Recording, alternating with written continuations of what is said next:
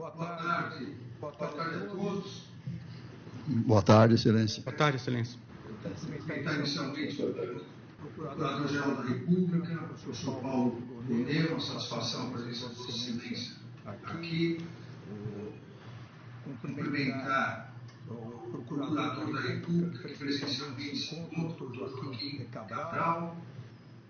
Cumprimentar o professor César Roberto Bittencourt, o professor Bittencourt, pela defesa, com a doutora Vânia Barbosa Bittencourt.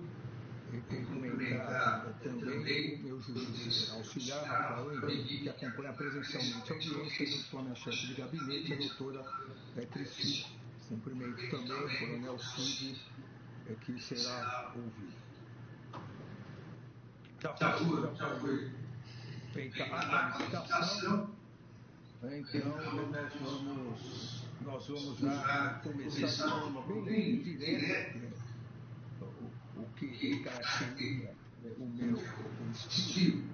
Eu gostaria de fazer um breve resumo para demonstrar a importância dessa audiência, especialmente do colaborador do coronel Mauro Cid.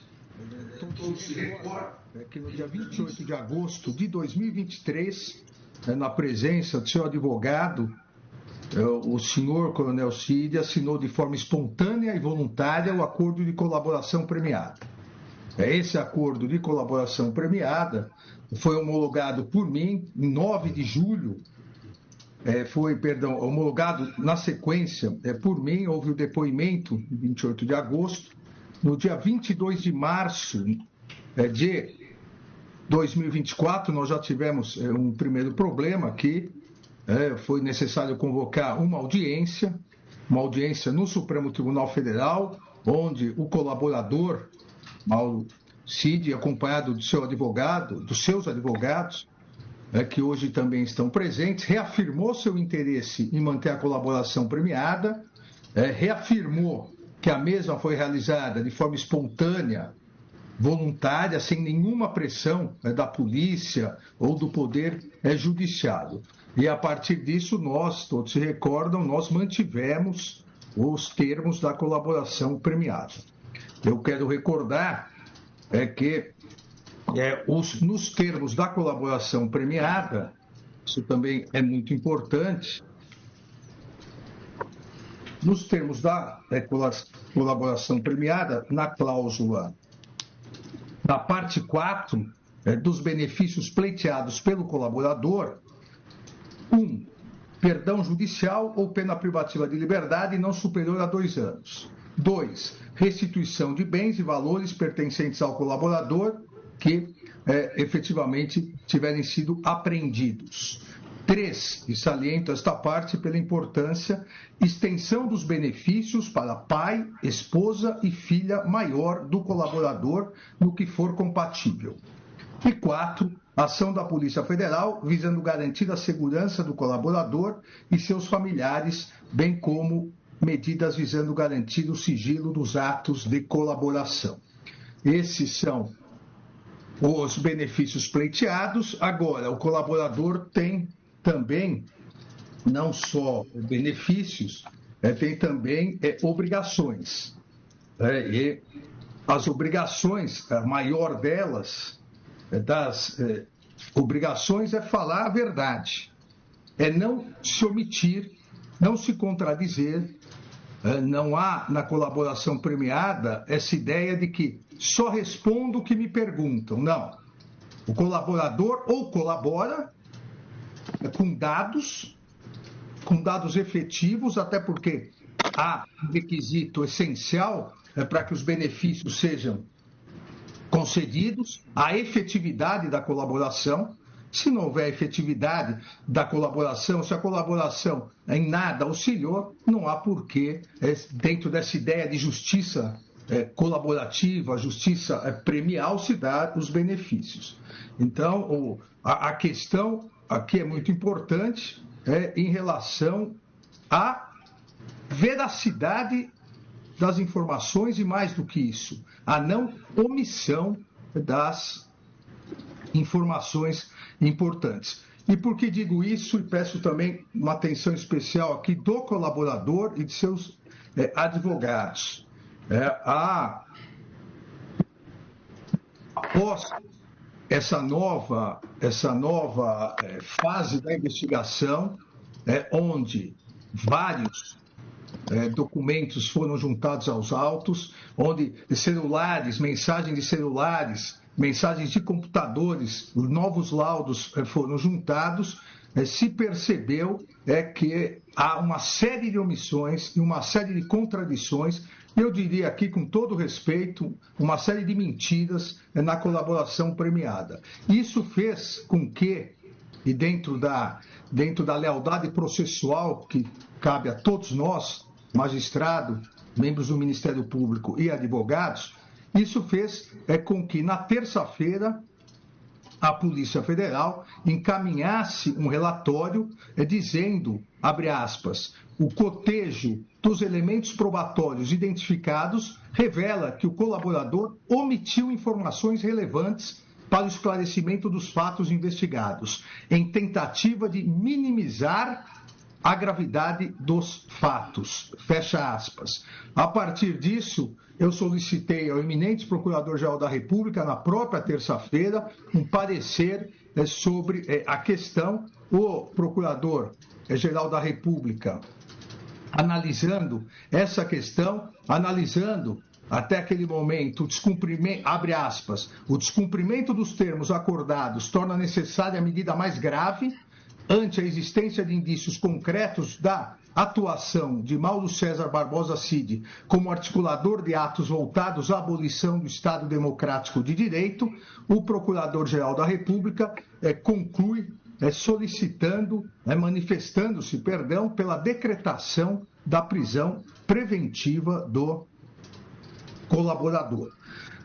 Por que fiz esse breve resumo? Porque essa audiência foi convocada como mais uma tentativa de permitir ao colaborador que preste as informações verdadeiras. Já há o pedido da Polícia Federal, já há o parecer favorável da Procuradoria-Geral da República pela imediata decretação da prisão, do retorno à prisão do colaborador.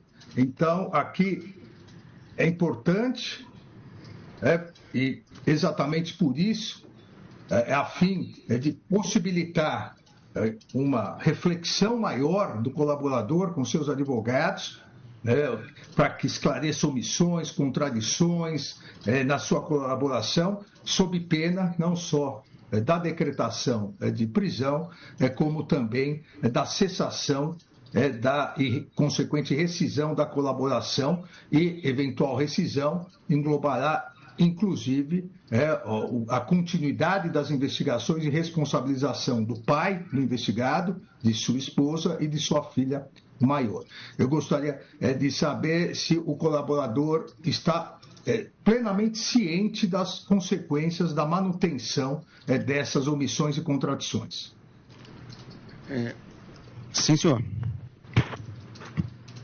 Então, Cristina, vamos transcrever o ministro relator fez um breve relatório sobre a colaboração, o acordo de colaboração premiada, os termos pelos quais a Polícia Federal e o colaborador chegaram ao acordo. A audiência realizada no dia 22 de março de 2024, onde o colaborador, na presença de seus advogados, reafirmou seu interesse em manter a colaboração premiada, tendo também reafirmado que a mesma foi realizada de forma espontânea e voluntária, sem nenhuma pressão da polícia ou do Poder Judiciário.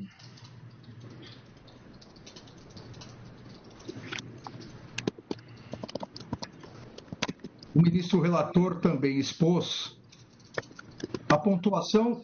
Quem estiver digitando pode colocar, tá? Para não precisar ficar falando vírgula e ponto. O ministro relator também expôs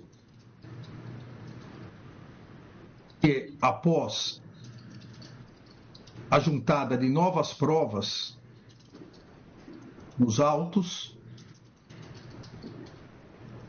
a Polícia Federal apresentou relatório indicando omissões e contradições nos depoimentos do colaborador,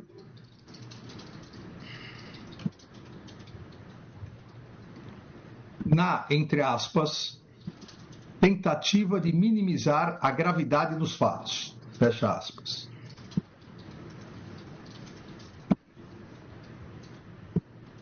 Esse relatório foi encaminhado à Procuradoria-Geral da República,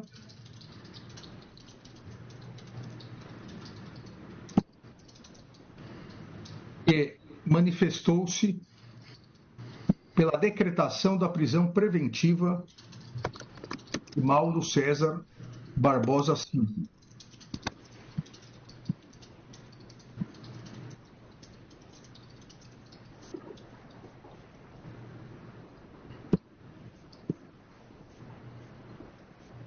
Ponto, né? O ministro relator ainda esclareceu que, se as omissões e contradições não forem sanadas,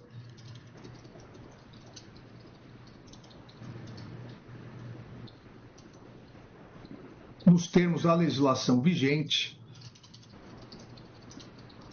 isso poderá acarretar a decretação da prisão preventiva e a rescisão do acordo de colaboração premiada, com efeitos não só para o colaborador, mas também em relação ao seu pai, sua esposa e sua filha maior, vírgula, uma vez que a extensão de seus benefícios consta na parte 4 do termo de colaboração premiada.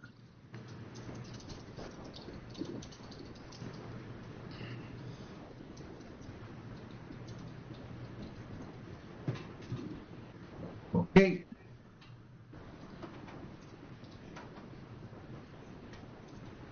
Eu vou ao coronel Mauro Cid, eu vou perguntar diretamente e os dois advogados fiquem à vontade para pedir a palavra. Quem quer falar? Sou eu, Vânia. Por favor, doutora. Antes de mais nada, a defesa gostaria de agradecer pelo senhor ter nos convocado e dizer que a defesa também foi pega de surpresa com esses fatos novos, essa operação nova. Então, nós conversamos com o nosso cliente e ele está disposto a falar sim, a revelar os fatos que ele sabe, porque mentir ele não pode, né? Como Vossa Excelência mesmo disse. Mas ele certamente tem fatos que interessam a investigação e nós gostaríamos também de ressaltar que nas outras operações, tanto das joias, das vacinas, o Coronel Cid ele colaborou muito bem. E também com essa operação, com essa investigação do 8 de janeiro. Tanto é que foi ele quem disse sobre o documento, ele entregou o documento, falou quem eram as pessoas que levaram os documentos.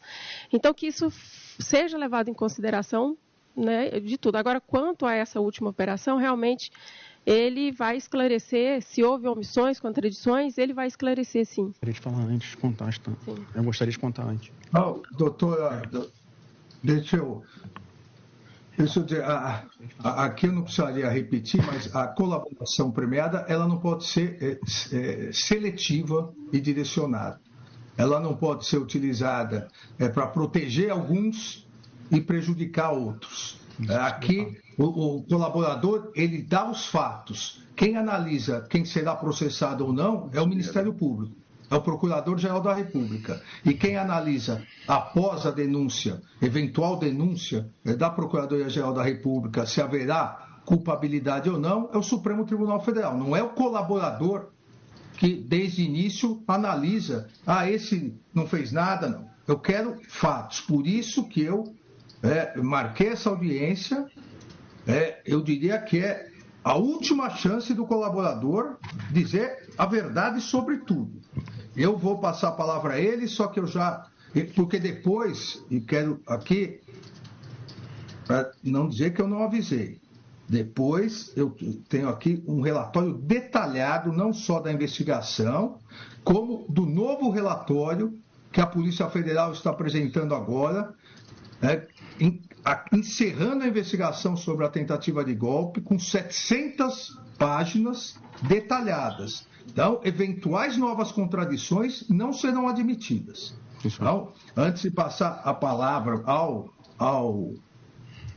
colaborador, eu quero que ele diga o que sabe, mas especificamente em relação ao presidente da República, ao ex-presidente da República, Jair Bolsonaro, as lideranças militares citadas, General Braga Neto, General Heleno, General Paulo Sérgio, General Ramos e eventuais outros que ele tiver conhecimento, quero que ele diga qual a participação dessas pessoas na operação conhecida como Punhal Verde Amarelo, realizada pelo Grupo Copa 2022, mas não só em relação a isso. No financiamento e organização dos acampamentos nos quartéis, em especial de Brasília, e nos atos que levaram à tentativa de golpe de Estado do dia 8 de janeiro. Então, são esses 3 pontos principais, são esses 3 pontos. A Operação Punhal Verde Amarelo, financiamento e organização dos acampamentos dos quartéis, em especial de Brasília, e os atos, toda a sequência dos atos que acarretaram na tentativa de golpe do dia 8 de janeiro. Novamente dizendo ao colaborador, aos seus advogados, que nós temos agora todas as informações, inclusive as omissões e contradições. Então, Cristina, antes, vamos lá. Após a fala da doutora Vânia Bittencourt, dizendo que a defesa foi surpreendida pelos novos fatos e que o colaborador pretende continuar colaborando com informações que afastem as omissões e contradições, o ministro relator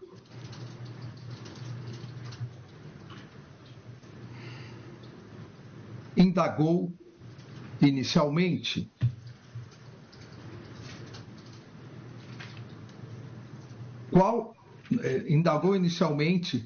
quais as informações que o colaborador tem em relação à participação do ex-presidente Jair Bolsonaro e das principais lideranças militares no governo, entre elas os generais Braga Neto, Heleno, Paulo Sérgio e Ramos, na participação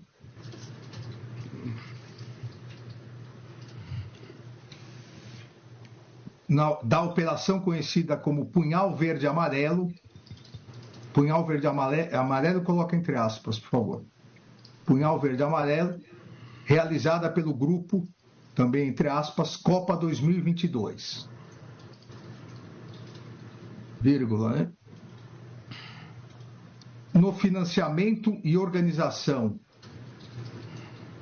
dos acampamentos nos quartéis, em especial em Brasília,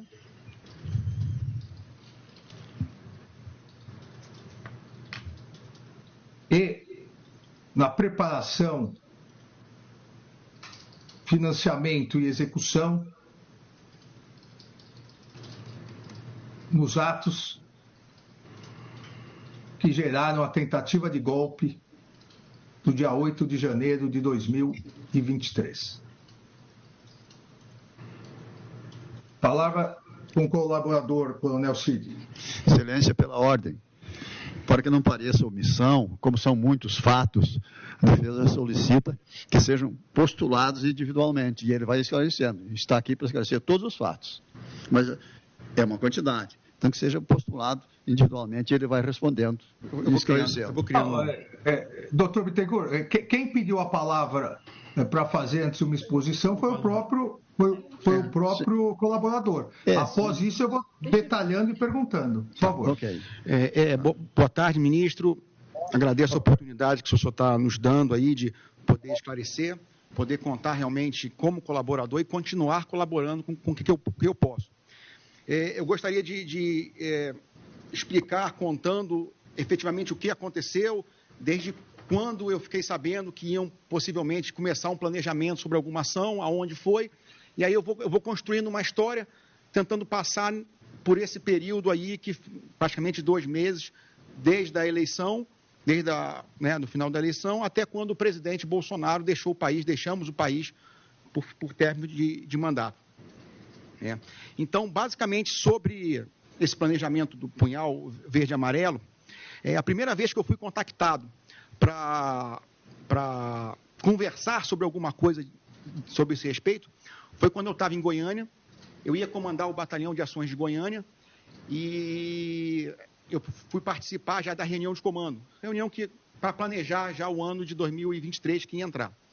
Eram 2, 3 dias de reunião, e numa dessas noites, quando eu tinha acabado a atividade, eu fui procurado, pelo de Oliveira e pelo Ferreira Lima, que são colegas de trabalho meu, e a data foi entre 10 e 11 de novembro, 9, 10 ou 11 de novembro, em que eles expressavam a indignação com o que estava acontecendo no país, que alguma coisa tinha que ser feita, tinha uma mobilização de massa muito grande, que o Exército tinha que fazer alguma coisa, que o presidente não podia se omitir, que os generais não podiam se omitir, e que eles estavam propostos a fazer alguma ação que gerasse alguma mobilização de massa, que pudesse causar um caos institucional, alguma coisa, que pudesse levar a uma decretação de um estado de defesa, de sítio, e alguma coisa nesse sentido. E queria saber o que eu sugeriria, o que eu poderia fazer. Aí o que eu falei para eles foi, olha só, eu não tenho contato com manifestante, eu não tenho contato com liderança nenhuma, eu não mantenho esses contatos nem com o pessoal dos manifestantes. E eles sugeriram conversar com o general Braga Neto, que o general Braga Neto, ele que mantinha o contato aí com os manifestantes, com o pessoal dos acampamentos na frente dos quartéis, que tinha essa ligação, digamos, mais popular, ligação com o pessoal do agro, e ligação, obviamente, com o presidente Bolsonaro. Então, isso foi dia 10 ou 11, dia 11, quando eu retornei, dia 12, nós fomos na casa do general Braga Neto, na casa do general Braga Neto. Só um minutinho, Sim, senhor. Nelson. O nome das duas pessoas? É o de Oliveira, o coronel de Oliveira e o coronel Ferreira Lima. Tá, o coronel Oliveira, ótimo. Isso. E o Ferreira Lima. Isso. Por favor, pode continuar. Sim, senhor. Aí eu estava no Alvorado, expediente normal no sábado. Quando eles chegaram, eles me encontraram ali, a gente marcou na banca de jornal perto da casa do general, nos encontramos e fomos lá. O de Oliveira já conhecia o general Braga Neto anteriormente, parece que já tinha servido com ele no Rio, na intervenção, com trabalho de forças especiais, tinha uma ligação muito próxima ao general, próxima não, funcionalmente naquele momento, né? Então eu já conhecia ele de outros trabalhos. E, bom, e aí a conversa foi nesse nível. Nós temos que fazer alguma coisa para que haja uma mobilização de massa, que haja alguma ação que tenha repercussão, que faça que o Exército tenha que fazer uma coisa, decretação de estado de sítio, os generais entendam a necessidade, que o presidente aceite assinar alguma coisa ou não, né? Mas tudo assim sem saber o que fazer. Não tinha nada específico, ainda detalhado o que se ia fazer, né? E aí começaram a surgir algumas ideias. Não, vamos caminhoneiro, vamos mobilizar os caminhoneiros para o país. Não, vamos bloquear a estrada. Então, ideias que podiam ser feitas para... Quando entrou no nível das ideias, o general Braga Neto interrompeu e falou assim, não, o Cid não pode participar, tira o Cid porque ele está muito próximo ao Bolsonaro. E foi aí que eu fiquei. Tanto que a própria Polícia Federal, né, eu saí mais cedo, eu fiquei 20, 30 minutos no período inicial, saí da reunião e voltei para Alvorada, né, está até registrado tudo ali mais cedo, porque tinha uma reunião, tinha até o link, ele que a Polícia Federal viu, né, que tinha outra reunião que eu tinha que participar com o presidente. Participar não, tinha que assessorar ali a parte técnica. E aí a reunião continuou, eu não conversei mais com eles. 2 dias depois, o Major de Oliveira me liga, né, e aí ele pergunta para mim, né, está nos autos, alguma novidade? Como eu não sabia de nada, nem tinha conversado com o general Braga Neto, também não perguntei, que era o meu perfil, falei, não sei, você que tem que me dizer, porque realmente eu não sabia o que eles tinham falado, combinado ou planejado fazer. Aí ele fala assim, estamos sem recurso, né, alguma coisa assim, não temos recurso. Eu falei, não, tudo bem, vou ver se eu consigo. Aí eu fui procurar o general Braga Neto, né, não sabia do que tinham planejado, e falei, general, eu não sei o que foi conversado aí, mas eles estão precisando de dinheiro. Aí o general deu a ideia de, não, peça para eles fazerem uma solicitação, o que eles precisam inicialmente, e nós vamos ver se o partido consegue bancar alguma coisa, né?